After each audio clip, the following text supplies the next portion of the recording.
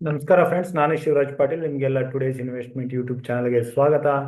ನಾವು ನಮ್ಮ ಚಾನಲಲ್ಲಿ ನಿರಂತರವಾಗಿ ಕನ್ನಡದಲ್ಲಿ Nifty, bank Nifty daily trading analysis ವಿಡಿಯೋನ ತೊಗೊಂಡು ಬರ್ತಾ ಇರ್ತೀವಿ. ಅದ್ರ ಜೊತೆಗೆ ವೀಕೆಂಡಲ್ಲಿ ಆದಷ್ಟು ಇನ್ವೆಸ್ಟ್ಮೆಂಟ್ ಹಾಗೂ ಟ್ರೇಡಿಂಗಿಗೆ ಸಂಬಂಧಪಟ್ಟ ವಿಡಿಯೋಗಳನ್ನ ತೊಗೊಂಡು ಬರ್ತಾ ಇರ್ತೀವಿ. ಸೊ ಇವತ್ತಿನ ದಿನ ಈ ವಿಡಿಯೋದಲ್ಲಿ ನಾವು 11th ಡಿಸೆಂಬರ್ ಬುಧವಾರದ ನಿಫ್ಟಿ ಹಾಗೂ ಬ್ಯಾಂಕ್ ನಿಫ್ಟಿ ಟ್ರೇಡಿಂಗ್ ಅನಾಲಿಸಿಸ್ ಮಾಡೋಣ. ಅದಕ್ಕಿಂತ ಮುಂಚೆ ಇವತ್ತಿನ ದಿನ 10th ಡಿಸೆಂಬರ್ ನಮ್ಮ 16ನೇ ಮುಖ್ಯಮಂತ್ರಿ ಎಸ್.ಎಂ. ಕೃಷ್ಣ ಅವರು ವಿಧಿವಶರಾದರು. ಸೊ ಅವರ ಆತ್ಮಕ್ಕೆ ಶಾಂತಿ ಸಿಗಲಿ ಅಂತ ಕೋರ್ತಾ ಇವತ್ತಿನ ವಿಡಿಯೋನ ಈಗ ಮುಂದುವರಿಸೋಣ. ಸೊ ಇವತ್ತಿನ ದಿನ ಇಂಡಿಯನ್ ಮಾರ್ಕೆಟ್ ಅಲ್ಲಿ ನಾವು ನ್ಯೂಟ್ರಲ್ ಕ್ಲೋಸಿಂಗ್ ನ ನೋಡಿದ್ವಿ. ನಿಫ್ಟಿ ಮಾತ್ರ starting of the day consultation ಆಗ್ತಾ ಇದ್ದಿದ್ದು ಅರೌಂಡ್ 12 o'clock ನಂತರ ಈಕ್ವಿಟಿ ಫಂಡ್ ಇನ್ಫ್ಲೋ ನ್ಯೂಸ್ ಏನ್ ಬಂದಿತ್ತು. ಸೊ ಅಲ್ಲಿಂದ ನಿಧಾನವಾಗಿ ಕರೆಕ್ಷನ್ ಕಾಣ್ತಾ ನಾವು ನಿನ್ನೆ ವಿಡಿಯೋದಲ್ಲಿ ಡಿಸ್ಕಸ್ ಮಾಡಿದ್ದು ಹಾಗೂ ನಮ್ಮ ಸಪೋರ್ಟಿಂಗ್ ಲೆವೆಲ್ ಇಲ್ಲಿ ನಾವು ಮೆನ್ಷನ್ ಮಾಡಿದ್ವಿ 24,500. ಸೊ ಅಲ್ಲಿವರೆಗೆ ನಿಫ್ಟಿ ಬಂತು. ಅಲ್ಲಿಂದ ಅರೌಂಡ್ 2 PM ನಂತರ ರಿಕವರಿ ಕಂಡು 24,600 ಮೇಲೆ ಬಂದು ಕ್ಲೋಸಿಂಗ್ ನ ಕಂಡಿದೆ. ಸೊ ಇಲ್ಲಿಂದ ನಾವು 11th ಡಿಸೆಂಬರ್ ಟ್ರೇಡಿಂಗ್ ಲೆವೆಲ್ಸ್ ನೋಡೋಕ್ಕಿಂತ ಮುಂಚೆ ನಮ್ಮ ಇಂಪಾರ್ಟೆಂಟ್ ಪ್ಯಾರಾಮೀಟರ್ಸ್ ಯಾವ ಲೆವೆಲ್ ಅಲ್ಲಿ ಇದಾವೆ, ಹೇಗಿದೆ ಸೆಂಟಿಮೆಂಟ್ ಅಂತ ಕ್ವಿಕ್ ಆಗಿ ನೋಡೋಣ. ಸೊ ಮೊದಲನೇದಾಗಿ India volatility index, India Vicks ಈಗ 13.77 ಹತ್ರ ಬಂದಿದೆ. ಸೊ ಇದು ಕಂಫರ್ಟಬಲ್ ಲೆವೆಲ್ ಅಂತ ಹೇಳ್ಬೋದು. US 10-year ಬಾಂಡ್ ಇಲ್ಡ್ 4.2 ಹತ್ರನೇ ಇದೆ ನಿನ್ನೆ ಲೆವೆಲ್ ಅಲ್ಲಿ. ಸೊ 4.5 ಮೇಲೆ ಹೋದ್ರೆ ನೆಗೆಟಿವ್ ಆಗುತ್ತೆ, 4 ಕೆಳಗಡೆ ಬಂದ್ರೆ ಪಾಸಿಟಿವ್ ಆಗುತ್ತೆ. ಈಗ ಇದು ನ್ಯೂಟ್ರಲ್ ಆಗಿ ಹೋಗ್ತಾ ಇದೆ. US ಡಾಲರ್ ಇಂಡೆಕ್ಸ್ ಇದು 106 ಮೇಲೆ ಬಂದಿದೆ. ಸೊ 106 ಕೆಳಗಡೆ ಇದ್ರೆ ಪಾಸಿಟಿವ್ ಅಂತ ನಾವು ಪ್ರೀವಿಯಸ್ ವಿಡಿಯೋದಲ್ಲಿ ಡಿಸ್ಕಸ್ ಮಾಡಿದ್ವಿ. ಅಗೇನ್ ಇದು ಕೆಳಗಡೆಯಿಂದ ರಿಕವರಿ ಆಗಿ 106 ಮೇಲೆ ಹೋಗಿದೆ. ಸೊ ಸದ್ಯಕ್ಕೆ ಇದನ್ನ ನಾನು ನ್ಯೂಟ್ರಲ್ ಅಂತ ತಗೋತೀನಿ. ಇದೇನಾದ್ರೂ 106.5 ಮೇಲೆ 107 ಕಡೆ ಹೋದ್ರೆ ಇದು ನೆಗೆಟಿವ್ ಆಗೋ ಚಾನ್ಸಸ್ ಇರುತ್ತೆ. ಸೊ ಇದನ್ನ ಕೂಡ ನೀವು ನಿಮ್ಮ ವಾಚ್ ಲಿಸ್ಟ್ ಅಲ್ಲಿ ಹಾಕಿ ರೆಗ್ಯುಲರ್ ಆಗಿ ಟ್ರ್ಯಾಕ್ ಮಾಡ್ತಾ ಇರಿ. ಇದ್ರ ಜೊತೆಗೆ ನಾವು ರುಪಿ ವ್ಯಾಲ್ಯೂನ ಇಲ್ಲಿ ಚೆಕ್ ಮಾಡಿದ್ರೆ ರುಪಿ ವ್ಯಾಲ್ಯೂ 84.78 ಹತ್ರ ಇದೆ. ಸಮ್ ಟೈಮ್ ಇದು 84.86 ಹತ್ರ ಹೋಗಿತ್ತು. ಸೊ ಇದೇ ರೀತಿ ಮುಂದುವರೆದ್ರೆ ಡಿಸೆಂಬರ್ ಮಂತ್ ಅಲ್ಲಿ 85 ಮೇಲೆ ಕೂಡ ಹೋಗೋ ಚಾನ್ಸಸ್ ಇದೆ. ಸೊ ಇದು ನೆಗೆಟಿವ್ ಆಗೋ ಚಾನ್ಸಸ್ ಇದೆ. ಯಾವುದೇ ದಿನ 85 ಟಚ್ ಆಯ್ತು ಅಂತಂದ್ರೆ ಆಗ ಮಾರ್ಕೆಟ್ ಅಲ್ಲಿ, ಈಕ್ವಿಟಿ ಮಾರ್ಕೆಟ್ ಅಲ್ಲಿ ಒಂದು ಸ್ಮಾಲ್ ಶಾರ್ಪ್ ಕರೆಕ್ಷನ್ ಬರೋ ಚಾನ್ಸಸ್ ಇರುತ್ತೆ. ಸೊ ಅದಕ್ಕೆ ನಾವು ಪ್ರಿಪೇರ್ ಆಗಿರ್ಬೇಕು. ಸೊ ಇದು ನೀವು ನೋಟ್ ಮಾಡ್ಕೊಳ್ಳಿ. ಈಗ ನಾವು ಬ್ರೆಂಟ್ ಕ್ರೂಡ್ ಆಯಿಲ್ ನ ಕೂಡ ಇಲ್ಲಿ ನಾವು ಚೆಕ್ ಮಾಡಿದ್ರೆ ಬ್ರೆಂಟ್ ಕ್ರೂಡ್ ಆಯಿಲ್ 71.7 ಹತ್ರ ಇದೆ. ಸೊ ಇದನ್ನು ಕೂಡ ನಾನು ನ್ಯೂಟ್ರಲ್ ಆಗಿ ತಗೋತಾ ಇದ್ದೀನಿ. ಇನ್ನು US ಮಾರ್ಕೆಟ್ಗಳನ್ನ ಚೆಕ್ ಮಾಡಬೇಕು ಅಂತಂದ್ರೆ US ನ ಡೌ ಜೋನ್ಸ್ ಫ್ಯೂಚರ್ಸ್ ಅಲ್ಲಿ ಸೊ ನಿನ್ನೆ ದಿನ ಪ್ರಾಫಿಟ್ ಬುಕಿಂಗ್ ಬಂದಿತ್ತು, ಅದು ಅದೇ ರೀತಿ ಸ್ವಲ್ಪ ಕಂಟಿನ್ಯೂ ಆಗಿ ಈಗ ಇದು 44,400 ಹತ್ರ ಇದೆ. ಸೊ ಇದನ್ನ ನಾನು ನ್ಯೂಟ್ರಲ್ ಅಂತ ತಗೋತೇನೆ. ಇನ್ನು US ನ IT ಇಂಡೆಕ್ಸ್ ನಾಸ್ಡಾಕ್ ನ ಚೆಕ್ ಮಾಡಿದ್ರೆ ಇದು ನಾವು ನಿನ್ನೆ ದಿನದಲ್ಲಿ ಲೈಫ್ ಟೈಮ್ ಹೈ ಹತ್ರ ನೋಡಿದ್ವಿ, ಅಲ್ಲಿ ಕೂಡ ಸ್ವಲ್ಪ ಪ್ರಾಫಿಟ್ ಬುಕಿಂಗ್ ಬಂದಿದೆ. ಸೊ ಇದು ಪ್ರಾಫಿಟ್ ಬುಕಿಂಗ್ ಹೆಚ್ಚಾದ್ರೆ ನಾವು ಇಂಡಿಯನ್ ಮಾರ್ಕೆಟ್ ಅಲ್ಲಿ ಅಗೇನ್ ಸ್ಮಾಲ್ ಗ್ಯಾಪ್ ಡೌನ್ ನ ನೋಡೋ ಚಾನ್ಸಸ್ ಇರುತ್ತೆ. ಸೊ ಇದನ್ನ ನಾವು ಸ್ಟಾರ್ಟಿಂಗ್ ಆಫ್ ದ ಡೇ ನಾಳೆ ದಿನ ನೋಡ್ಬೇಕಾಗುತ್ತೆ ಮಾರ್ಕೆಟ್ ಓಪನ್ ಆಗಕ್ಕಿಂತ ಮುಂಚೆ. ಸೊ ಈ ಎಲ್ಲಾ ಪ್ಯಾರಾಮೀಟರ್ಸ್ ಆದ್ಮೇಲೆ FI ಸೆಂಟಿಮೆಂಟ್ ಬಗ್ಗೆ ನಾವು ನೋಡೋದಾದ್ರೆ FI ತಗೊಂಡು ಹೋಗ್ತಾ ಡಿಸೆಂಬರ್ ಸೆಲ್ಲಿಂಗ್ ಮಾಡಿದ್ರು. ಅಗೇನ್ 9th ಡಿಸೆಂಬರ್ 700 crores ಅಷ್ಟು ಕ್ಯಾಶ್ ಅಲ್ಲಿ ಬೈ ಮಾಡಿದ್ರು. ಸೊ ಇವತ್ತಿನ ದಿನದ 10th ಡಿಸೆಂಬರ್ ಡೇಟಾ ಇನ್ನೂ ಬಂದಿಲ್ಲ.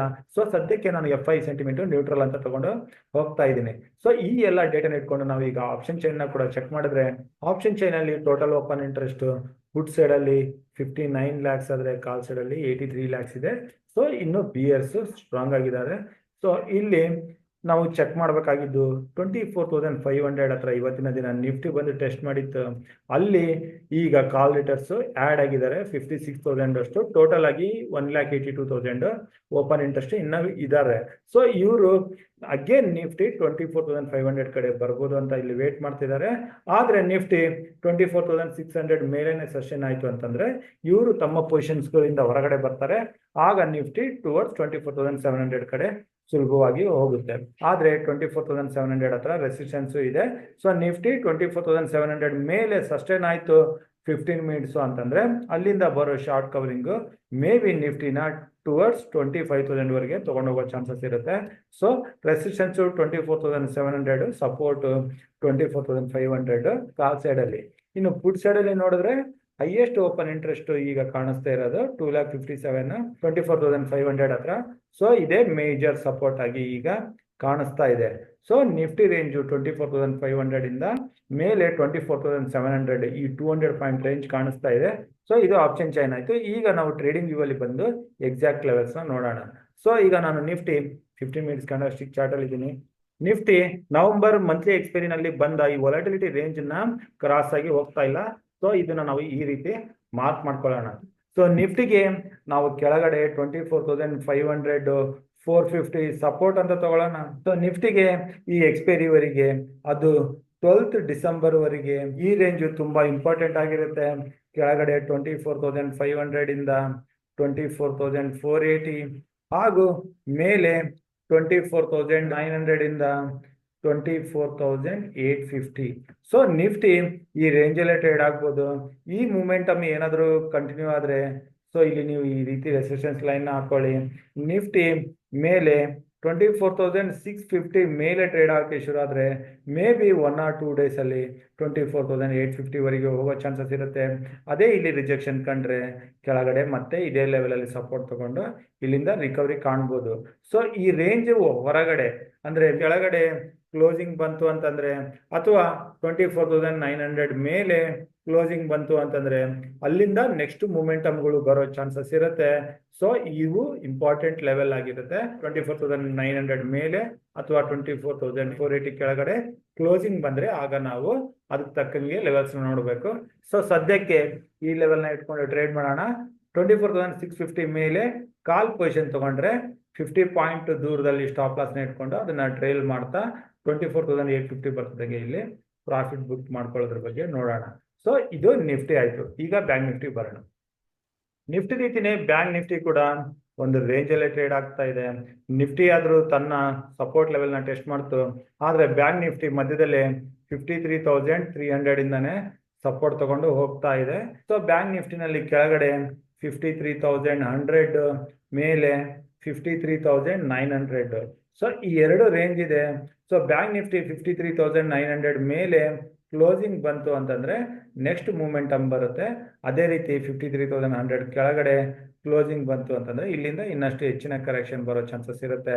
ಸೊ ಈ ಲೆವೆಲ್ಗಳನ್ನ ಇಟ್ಕೊಂಡು ನಾವು ಟ್ರೇಡ್ ಮಾಡ್ಬೋದು. ಸೊ ಬ್ಯಾಂಕ್ ನಿಫ್ಟಿ ಏನಾದ್ರು ಈ ಲೆವೆಲ್ ಇಂದ ಕೆಳಗಡೆ ಬಂದ್ರೆ 53,100 ಇದು ಒಳ್ಳೆ ರಿಕವರಿಗೆ ಪೊಸಿಷನ್ ತಗೊಳ್ಳೋ ಲೆವೆಲ್ ಆಗಿರುತ್ತೆ. ಅದೇ ಬ್ಯಾಂಕ್ ನಿಫ್ಟಿ 53,900 ಹತ್ರ ಬಂದ್ರೆ ಫುಡ್ ಸೈಡ್ ಅಲ್ಲಿ ಪೊಸಿಷನ್ ತಗೊಳಕ್ ಕೂಡ ಒಂದು ಒಳ್ಳೆ ಲೆವೆಲ್ ಆಗಿದೆ. ಸೊ ಈ ಲೆವೆಲ್ಗಳನ್ನ ನೀವು ಮಾರ್ಕ್ ಮಾಡ್ಕೊಂಡು ಆ ಲೆವೆಲ್ಗಳು ಬಂದು ರಿವರ್ಸಲ್ ಬರ್ತಾ ಇದ್ರೆ ಆಗ ನಾವು ಈ ಲೆವೆಲ್ಸ್ ಗಳ ಕೆಳಗಡೆ ಸ್ಟಾಪ್ ಲಾಸ್ ನ ಇಟ್ಟು ಪೊಸಿಷನ್ ತಗೊಳ್ಳೋದ್ರ ಬಗ್ಗೆ ನೋಡ್ಬೋದು. ಸದ್ಯಕ್ಕೆ ಮಾತ್ರ ನನಗೆ ಇಷ್ಟೇ ಲೆವೆಲ್ಸ್ ಕಾಣ್ತಾ ಇದೆ.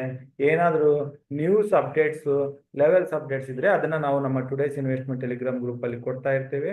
ಇಷ್ಟು ಹೇಳ್ತಾ ಇವತ್ತಿನ ವಿಡಿಯೋ ಇಲ್ಲಿಗೆ ಮುಗಿಸ್ತಾ ಇದ್ದೀನಿ. ನಾನು ಕೊಟ್ಟಿರೋ ಮಾಹಿತಿ ಇಷ್ಟ ಆದಲ್ಲಿ ಲೈಕ್ ಮಾಡೋದನ್ನ, ಶೇರ್ ಮಾಡೋದನ್ನ ಹಾಗೂ ನಿಮ್ಮ ಅನಿಸಿಕೆಯನ್ನ ಕಮೆಂಟ್ ಬಾಕ್ಸ್ ಅಲ್ಲಿ ಮೆನ್ಷನ್ ಮಾಡೋದನ್ನ ಮರಿಬೇಡಿ. ನಮ್ಮ ಯೂಟ್ಯೂಬ್ ಚಾನಲ್ ಇನ್ನೂ ಸಬ್ಸ್ಕ್ರೈಬ್ ಮಾಡಿಲ್ಲ ಅಂದ್ರೆ ಸಬ್ಸ್ಕ್ರೈಬ್ ಮಾಡಿ. Thank you.